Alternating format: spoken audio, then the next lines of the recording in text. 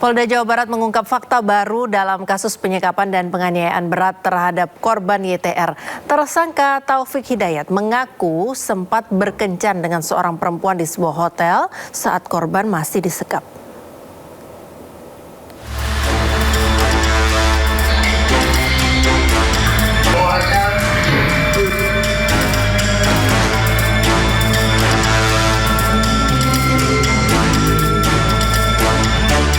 Tersangka Taufik Hidayat akui sempat menginap dan berkencan dengan seorang perempuan di sebuah hotel sebelum akhirnya diringkus oleh aparat kepolisian.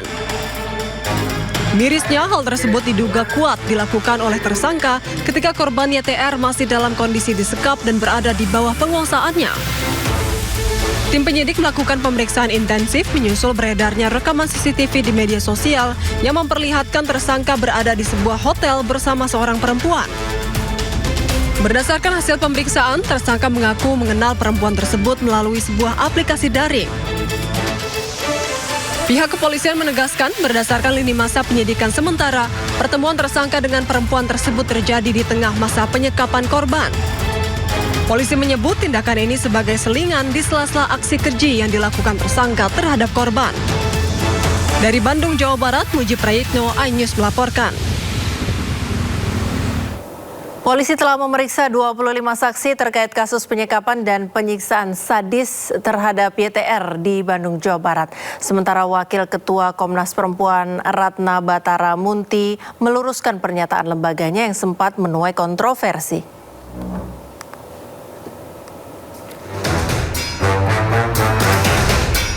Polda Jawa Barat sudah melakukan 2 kali prarekonstruksi kasus penyekapan dan penyiksaan sadis terhadap YTR. Dalam kasus ini, polisi juga menemukan barang bukti baru dari TKP terbaru. 25 orang saksi termasuk korban YTR sudah diperiksa. Petugas juga masih menunggu hasil tes psikolog pelaku yang hingga saat ini belum keluar. Polisi akan menggelar rekonstruksi Kamis 2 Juli di Mapolda Jawa Barat. Sementara Komnas Perempuan menyatakan kasus penganiayaan wanita di Bandung YTR merupakan bentuk kekerasan berbasis gender terhadap perempuan berlapis yang sangat ekstrim, sadis, dan kejam, serta memenuhi unsur penganiayaan berat menurut hukum pidana. Terkait kasus ini, Komnas Perempuan mendukung pihak-pihak yang telah melakukan sejumlah langkah cepat sehingga korban dapat tertangani dengan baik. Tim Liputan iNews melaporkan.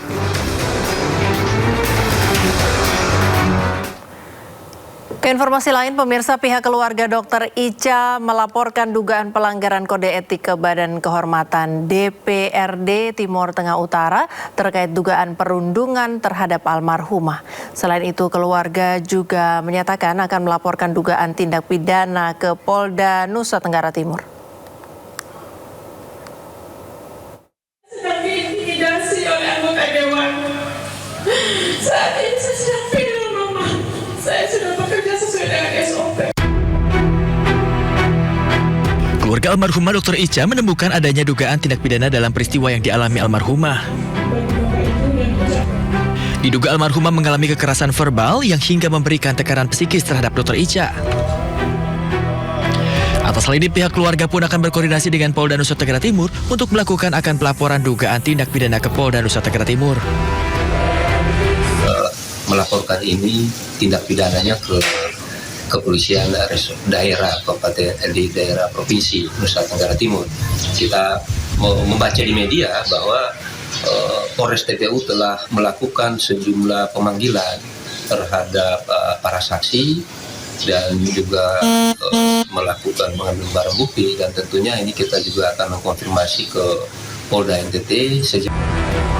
Sementara itu, terkait adanya dugaan perundungan hingga intimidasi terhadap almarhumah, polisi telah meminta sejumlah keterangan saksi. Orang oknum anggota DPRD TPU telah dilakukan pemeriksaan oleh Polres Timur Tengah Utara. Ya, benar, sudah melaksanakan pemeriksaan.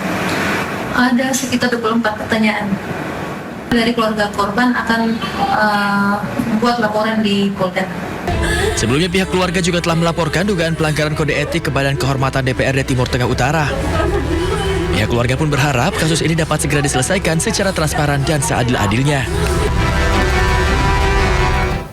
Pemirsa, Kejaksaan Agung menetapkan Sekretaris Deputi Bidang Promosi dan Kerjasama Badan Gizi Nasional, Lalu Muhammad Iwan, sebagai tersangka kasus korupsi di BGN. Tersangka Lalu Muhammad diketahui tahun 2025 meminta sejumlah saksi mendirikan sebuah perusahaan untuk melakukan penjualan tray makanan kepada Badan Gizi Nasional. Tersangka Brigjen Pol Lalu Muhammad Iwan kini ditahan Kejaksaan Agung. Selain itu, Kejaksaan Agung juga menduga ada keterlibatan BU, seorang kolonel TNI aktif yang bertugas sebagai pejabat pembuat komitmen dalam pengadaan sepeda motor listrik dalam kasus korupsi di Badan Gizi Nasional. Pak, boleh maju lagi nggak, Pak? Maju aja, Pak. Izin, Pak.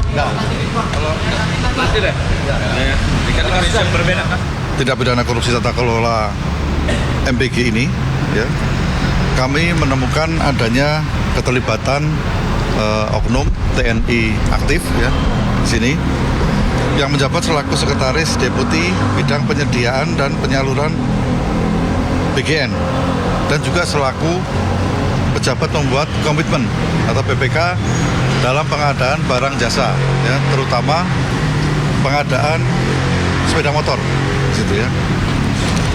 Untuk itu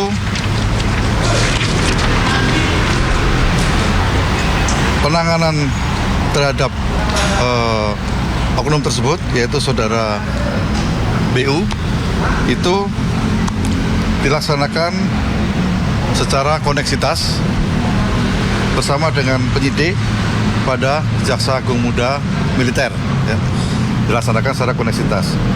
Jadi perkara itu termasuk sepeda motor, ya, pengadaan sepeda motor itu karena ada keterlibatan oknum TNI aktif, maka penanganannya dilakukan oleh yang sudah berjalan, ya, dilakukan oleh Jaksa Agung Muda Tindak Pidana Militer, ya, untuk saudara BU. Kemudian yang kedua, pada beberapa hari yang lalu, kami menetapkan satu orang tersangka lagi, ya, yaitu saudara LMI. Ini menjabat selaku Kepala Biro Hukum dan Humas BGN itu sampai Maret 2025 dan saat ini selaku Sekretaris Deputi Bidang Promosi dan Kerjasama pada BGN, ya. Jadi perannya adalah pada tahun 2025, saudara LM ini meminta saksi YCS dan RD mendirikan suatu perusahaan, ya, dengan tujuan sarana untuk melakukan penjualan alat berupa food tray kepada calon mitra SPBG